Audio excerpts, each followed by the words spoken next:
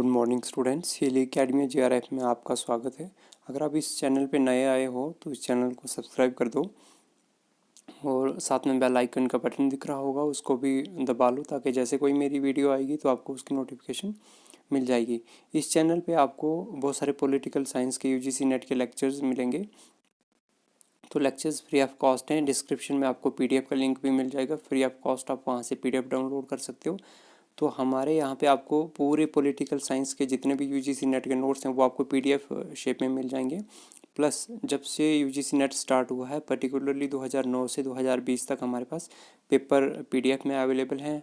आप अगर पेपर चाहते हो या नोट्स अगर आपको डिस्क्रिप्शन में कहीं नहीं मिल रहे तो आप हमें मेल कर सकते हो। हमारी मेल आईडी है हिली एकेडमिया, जो आप स्क्रीन पे देख रहे हो, hillyacademia@gmail.com।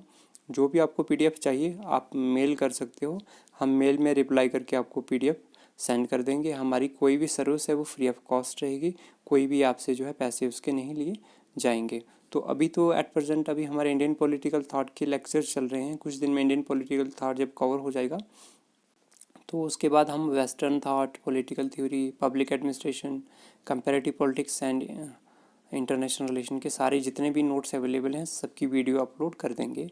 तो आपसे ये रिक्वेस्ट है कि ज़्यादा से ज़्यादा बच्चों को इस चैनल पे जोड़िए ताकि किसी के पास जिसके पास पैसे नहीं हैं वो भी पढ़ सकें। आज के लेक्चर में हम लोग करेंगे Rabindranath Tagore. Rabindranath Tagore he was born on 1861 इन कलकत्ता। उनका जो जन्म हुआ था वो कलकत्ता में हुआ था 1861 में। His father Devendranath Tagore was active member of Brahmo Samaj. तो इनके फादर जो थे, पापा जो थे, वो ब्रह्म समाज के एक्टिव मेंबर थे। His mother Sarada Devi died in his early childhood and he was raised by servant. तो उनकी मदर की डेथ जो है वो बचपन में ही हो जाती है, तो उनकी परवरिश जो है, केयर जो है, उनके सर्वेंट्स करते हैं। Tagore's childhood was spent in A atmosphere of various arts. तो टैगोर का जो चाइल्डहुड स्पेंड होता है वो बहुत सारे आर्ट्स में होता है, वो बहुत सारी चीज़ें सीखते हैं अपनी चाइल्डहुड में। His brother and sister were themselves poet. उनके जो भाई और बहन थे वो खुद पोइट थे, फिलोसफर थे और म्यूजिशियन एंड नॉवलिस्ट थे। तो उनको जो हम ये कह सकते हैं कि जो उनको पोइम का जो नशा लगा था वो घर से ही लगा था, क्योंकि उनके जो ब्रदर एंड सिस्टर्स थे उनका प्रोफेशन भी पोइट का ही था। He started writing poems at the age of 8। अभी वो 8 साल के ही थे तो उन्होंने पोइम्स लिखना स्टार्ट कर दिया था। His father sent him to England in 1878। उनके पापा जो हैं, फादर हैं, उन्होंने उनको इंग्लैंड भेज दिया टू बिकम ए बैरिस्टर, एक बैरिस्टर बनने के लिए। लेकिन उनका भेजा तो बैरिस्टर बनने के लिए था, लेकिन उनका जो अपना सेल्फ इंटरेस्ट था वो लॉ में बिल्कुल भी नहीं था। He was less interested in reading law. उनका जो था लॉ पढ़ने में बिल्कुल भी मन नहीं था, उनका बहुत कम इंटरेस्ट था। And instead studied English literature works himself. उसके बाद क्या हो गया कि जो वहाँ पे भेजा तो लॉ के लिए था, लेकिन उन्होंने क्या पढ़ना स्टार्ट कर दिया, इंग्लिश लिटरेचर के जो वर्क्स थे तो खुद ही उनको पढ़ना स्टार्ट कर दिया। इन 1880 ही रिटर्न टू बंगाल डिग्रीलेस। 1880 में वो जो वापस आते हैं तो गए तो बैरिस्टर बनने के लिए गए थे, लेकिन वो उस कोर्स को नहीं करते हैं, लॉ को, तो खाली हाथ आ जाते हैं। After returning to Bengal he started publishing poem, stories and novel. जब वो बंगाल वापस आते हैं तो स्टार्ट कर देते हैं अपना मेन प्रोफेशन जो उनका है, पोइम्स, स्टोरीज और नावल्स लिखना। He wrote extensively many works which attack national and international audience. उन्होंने he wrote extensively many works, उन्होंने बहुत सारे वर्क्स लिखे which attracted national and international audience, जिसमें नेशनल और इंटरनेशनल ऑडियंस उनके वर्क ने अट्रैक्ट किए। In 1901 he established a school at Shantiniketan which later known as Vishwa Bharati university. तो अगर आपसे क्वेश्चन आ सकता है कि वो कौन सी यूनिवर्सिटी है जो रविंद्रनाथ टैगोर ने बनाई है या उन्होंने इस्टेब्लिश की थी, तो वो विश्व भारती यूनिवर्सिटी है, एक बहुत अच्छी यूनिवर्सिटी है वेस्ट बंगाल में।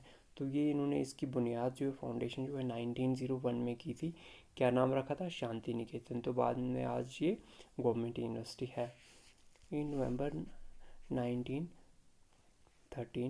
1913 में क्या होता है, he was awarded Nobel price.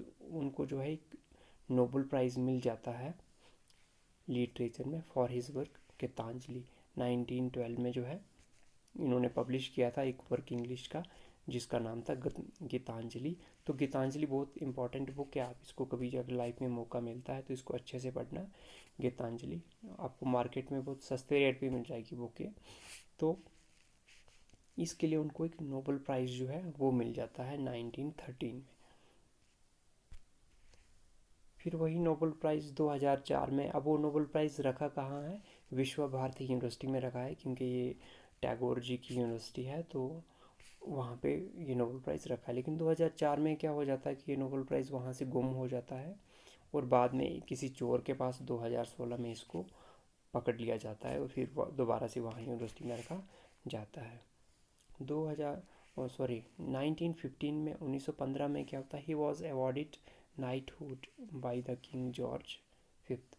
तो जो किंग जॉर्ज फिफ्थ थे तो वो इनको अवार्ड करते हैं नाइटहुड। नाइटहुड का अवार्ड जिसके साथ भी लगता था तो उसके नाम के साथ फिर सर लगता था, जैसे सर शहीद अहमद खान। तो लेकिन जब जलियांवाला बाग मिस्केर होता है तो उस टाइम में वो उस नाइटहुड अवार्ड को रिनोंस कर देते हैं, यानी वापस कर देते हैं। तो उन्होंने ये नाइटहुड अवार्ड वापस किया है, तभी उनके साथ सर रविंद्रनाथ टैगोर आज नहीं लगता, नहीं तो अगर वापस नहीं किया होता तो उनके साथ सर रविंद्रनाथ टैगोर लगता। लेकिन जो इन्होंने अवार्ड वापस किया तो ये उनका अवार्ड की लालचपन नहीं दिखाता है, बल्कि जो देश के प्रति जो उनका जो सॉफ्ट कॉर्नर है उसको भी दिखाता है। तो उन्होंने देश के प्रति जो अंग्रेज़ लोगों ने जो 1919 में जलियांवाला बाग का जो इतने लोग मारे थे तो उसके प्रोटेस्ट में ये अवार्ड वापस दिया था इन्होंने। अब हम पढ़ेंगे उनके मेन वर्क्स, उनके कौन कौन से थे। मेन वर्क्स में आता है उनका चोकर वाली आता है, फिर गीतांजलि आता है, गोरा आता है, पोस्ट ऑफिस है, साधना है, घर और बाहर उनका वर्क है, स्ट्रे वर्ड्स उनका वर्क है और नेशनलिज्म भी उनका वर्क है। तो ये उनके बहुत सारे इंपॉर्टेंट वर्क हैं तो आपको अच्छे से लर्न करने पड़ेंगे। अब फ्रीडम के बारे में इन्होंने अपना व्यू क्या दिया है, इन्होंने कहा है true freedom goes behind the idea political independence for a country. कि हम ये मान रहे हैं, ये कह रहे हैं कि जो हम तो पॉलिटिकल इंडिपेंडेंस के लिए स्ट्रगल कर रहे हैं, लेकिन पॉलिटिकल इंडिपेंडेंस किसी देश की जो है ट्रू फ्रीडम नहीं है, बल्कि ट्रू फ्रीडम जो है वो उससे भी एक आगे की जर्नी है। He said those people who have got their political freedom are not necessarily free, they are merely powerful. कि ये कहते हैं कि जो पीपल हैं वो जो लोग हैं जिनको पॉलिटिकल फ्रीडम मिल गई है तो वो कम्प्लीटली फ्रीडम नहीं है, उनके पास भी नेसेसरली फ्रीडम नहीं है, बल्कि वो क्या है, वो नेसेसरली फ्री नहीं है, बल्कि वो थोड़े सी पावरफुल है, उनके पास क्या आ गई, पॉलिटिकल पावर आ गई है। True freedom is a condition through which an individual takes himself near to supreme person. कि ट्रू फ्रीडम जो है वो एक ऐसी फ्रीडम है, एक ऐसी कंडीशन है जिससे क्या है, इंसान एक सुप्रीम पर्सन बन जाता है। एक जो छोटी मोटी चीज़ें नहीं सोच के एक उसकी सोच जो है वो बहुत बड़ी हो जाती है, उसकी ब्रॉड थिंकिंग हो जाती है। वो अपने बारे में नहीं सोचता, बल्कि वो राष्ट्रीय और विश्व के बारे में सोचता है। Political independence does not elevate the personality of individual to the level of perfection. कि पॉलिटिकल इंडिपेंडेंस वो भी एलिवेट नहीं कर सकती है पर्सनैलिटी इंडिविजुअल की जिस परफेक्शन तक होनी चाहिए उतनी। He visualised 4 stages of true freedom. अब वो 4 स्टेजेस देते हैं ट्रू फ्रीडम की, कौन कौन सी है। फर्स्ट फ्रीडम देते हैं realisation of freedom at individual level. कि फ्रीडम जो है एक तो हमें इंडिविजुअल लेवल के पास आत्म स्वतंत्रता जो है वो होनी चाहिए, आत्म फ्रीडम होनी चाहिए, सेल्फ फ्रीडम होनी चाहिए। दूसरा ये कहते हैं कि realisation of freedom at community level. दूसरी है कि पूरी कम्युनिटी जो है वो भी फ्री होनी चाहिए। थर्ड है realisation of freedom from community to universe. और दूसरी फ्रीडम की रियलाइजेशन कहाँ से होनी चाहिए? कम्युनिटी से यूनिवर्स तक होनी चाहिए। और फोर्थ है लास्ट वाला, realisation of freedom from universe to infinity. कि यूनिवर्स से भी एक दूर ब्रॉड कॉन्सेप्ट हो जाना चाहिए फ्रीडम का, जो किसके करीब होगा? एक सुपरमैन के करीब होगा। और सुपरमैन क्या होगा कि सुपरमैन की जो थिंकिंग है वो बहुत ब्रॉड होगी। This is possible when individuals start to isolate him from the material thing of the life and worldly perception of self itself। ये जैसे बुद्धा ने कहा था, बस वैसे ही ये भी कह रहे हैं कि जो ये तब पॉसिबल हो सकता है जब मटेरियल थिंग्स जो हैं, जो मोह माया है, इसको इंसान छोड़ देगा और जो कैसी ज़िंदगी जिएगा, एक परफेक्शन की, वर्ल्डली परफेक्शन की लाइफ जिएगा और मटेरियल थिंग्स से अपना बिल्कुल ध्यान जो है बिल्कुल हटा लेगा, बिल्कुल हटा लेगा, तब जाके वो एक सुपरमैन बन सकता है। He is basically against notion of possessive individualism. जो पोसेसिव इंडिविजुअलिज्म है, ये आपने पढ़ा होगा, C.B. मैकपर्सन का कंसेप्ट है। ये लिबरलिज्म है, लिबरलिज्म की फ़िलासफ़ी जो है, ये लिबरलिज्म की जो फ़िलासफ़ी है उसमें आता है। इंडिविजुअलिज्म कहता है कि जो इंडिविजुअल है वो सोसाइटी में क्या होना चाहिए, जो व्यक्ति है सोसाइटी में वो फ्री होना चाहिए। इंडिविजुअल पे कोई भी बाउंडेशन जो है वो नहीं होनी चाहिए, वो अपना मालिक खुद होना चाहिए। उस पर किसी भी तरह की जो कोएर्सिव फोर्स है, जो पावर है किसी चीज़ की, वो नहीं होनी चाहिए। इंडिविजुअल जो है फ्री होना चाहिए। और अगर स्टेट कोई भी कुछ पॉलिसी बना रही है तो उसको कुछ भी पॉलिसी बनानी है तो वो इंडिविजुअल को ध्यान रख के बनाएगी कि उसका इंडिविजुअल पे, व्यक्ति पे क्या फ़र्क पड़ेगा। तो ये C.B. मैकपर्सन की जो कंसेप्ट था पोजेसिव इंडिविजुअलिज्म का, इसके खिलाफ थे टैगोर। अब टैगोर का मानना ये था कि हमें इंडिविजुअलिज्म के बारे में नहीं सोचना, बल्कि यूनिवर्सलिज्म के बारे में सोचना है, पूरी कम्युनिटी के बारे में सोचना, पूरे नेशन के बारे में सोचना है, पूरे वर्ल्ड के बारे में सोचना, ना कि एक सिंगल व्यक्ति के बारे में सोचना है। Idea of nationalism is deceptive and against the notion of true freedom. ये नेशनलिज्म जो है, वेस्टर्न कंसेप्ट ऑफ नेशनलिज्म जो है उसकी बात कर रहे हैं। ये कहते हैं कि जो वेस्टर्न कंसेप्ट ऑफ नेशनलिज्म है ये भी अगेंस्ट है ट्रू फ्रीडम की, जो व्यक्ति की, जो इंसान की जो ट्रू फ्रीडम है, सच्ची फ्रीडम जो है, उसके ये खिलाफ है। सच्ची स्वतंत्रता जो है उसके ये खिलाफ है नेशनलिज्म का concept. The idea of nationalism is a product of modern science. जो वेस्टर्न नेशनलिज्म है ये किसका कंसेप्ट है? मॉडर्न साइंस का है। टेक्नोलॉजी एडवांसमेंट जो यूरोप में हुई है उसका कंसेप्ट है। लेकिन इनका ये मानना है कि नेशनलिज्म जो है, तो वेस्टर्न कंसेप्ट ऑफ नेशनलिज्म जो है वो ट्रू फ्रीडम की तरफ कहीं नहीं जाता। Due to industrial revolution many people join hand together to maximise the benefit of the revolution. Industrial revolution से क्या हुआ है कि बहुत सारे लोग इकट्ठे मिल के जो है तो इस रेवोल्यूशन का बेनिफिट ले रहे हैं। सच mechanical coming together lacks moral and social values which make their nationalism aggressive in nature। अब ये जो मटेरियल मैकेनिकल थिंग्स जो यहाँ से आ रही हैं तो उससे क्या हो रहा है कि मॉरल जो है इंसान का वो कम हो रहा है और सोशल वैल्यूज़ जो है वो भी कम हो रही हैं। तो इससे एक एग्रेसिव नेचर आ रही है नेशनलिज्म की, कि हर एक नेशन सोच रहा है, हर एक व्यक्ति कह रहा है कि मेरे पास ज़्यादा से ज़्यादा पैसे आएँ, ज़्यादा से ज़्यादा मटेरियल थिंग्स आएँ, पावर आए, तो जो रियल फ्रीडम है इंसान में वो नहीं दिख रही है। The European idea of nationalism evolved for political and economic purpose. जो यूरोपियन आइडिया ऑफ नेशनलिज्म है ये क्यों आया? ये पॉलिटिकल एंड इकोनॉमिक पर्पज़ के लिए आया। एक पॉलिटिकल पावर के लिए आया और इकोनॉमिक पर्पज़ के लिए आया। यूरोपियन कंसेप्ट ऑफ नेशनलिज्म जो है ये कहीं भी जो है एक रियल फ्रीडम इंसान को नहीं देता है। Such idea goes against the large interest of the humanity. कि जो वेस्टर्न कंसेप्ट ऑफ नेशनलिज्म है तो वो एक ह्यूमैनिटी के खिलाफ है, इंसान का जो majority section of the people है उसके इंटरेस्ट के खिलाफ है।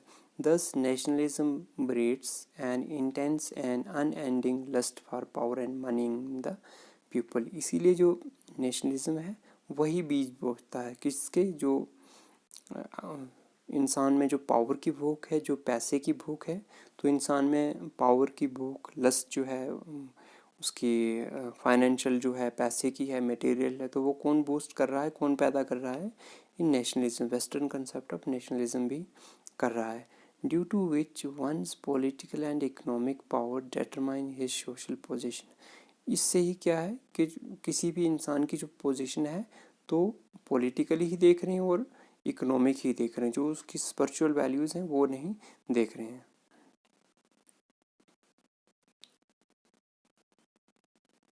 It creates an urge in a group of people to explore and exploit the material resources of that region। अब ये क्या करता है कि इस भूख को इतनी इंक्रीज़ कर देता है, इस लस्ट को इतनी इंक्रीज़ कर देता है कि जिससे जो नेचुरल रिसोर्सेज हैं उनको एक्सप्लॉइट कर देते हैं। जैसे कि आज के टाइम में जो हमारे देखो कोयला जो इतना निकाला जा रहा है, बाकी जो पेट्रोल है वो इतना निकाला जा रहा है, तो जो हमारे नेचुरल रिसोर्सेज है उनको ख़त्म करने की बात की जा रही है। Such nationalism takes the form of colonialism and imperialism. जो कॉलोनिज्म है और इम्पेरियलिज्म है, तो ये जो है फिर नेशनलिज्म जब डेवलप हो जाता है, जो ये नेशनलिज्म जो है तो मटेरियल नीड्स में, जो फाइनेंशियल नीड्स में, जो पॉलिटिकल पावर की लस्ट में जो है क्या उसमें कन्वर्ट हो जाता है कॉलोनिज्म और इम्पेरियलिज्म। जो हमने देखा है यूरोपियन इम्पेरियलिज्म जो था, जब हम यूरोपियंस के गुलाम थे, तो वो उनका जो यूरोपियन नेशनलिज्म का कंसेप्ट था, तो वही कॉलोनिज्म भी था, वही इम्पेरियलिज्म भी था। Ultimately this means nationalism gives birth to war. इससे हमें ये तो पता चल जाता है कि यूरोपियन कंसेप्ट ऑफ नेशनलिज्म जो है उससे क्या होता है, वॉर पैदा हो जाती है, weapons, violence and does nothing greater for humanity at the end. और लास्ट में ह्यूमैनिटी के लिए क्या है, कुछ भी नहीं करते हैं।